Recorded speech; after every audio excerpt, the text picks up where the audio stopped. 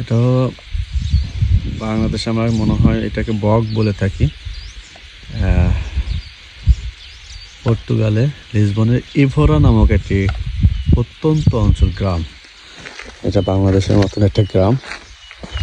বা এখানে এই যে সমুদ্রের পাশেই একটা ঘের নদী, খাল বলি আমরা বাংলাদেশে আর কি। এখানে আমরা মাছ শিকার করতে আসছি আজকে, বর্ষাতে মাছ ধরবো।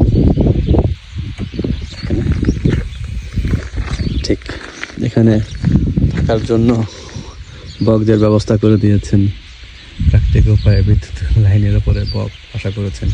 এই যে একটা, ওই যে একটা, খুবই সুন্দর। হ্যাঁ এই জন্য তো ন্যাচারাল কিছু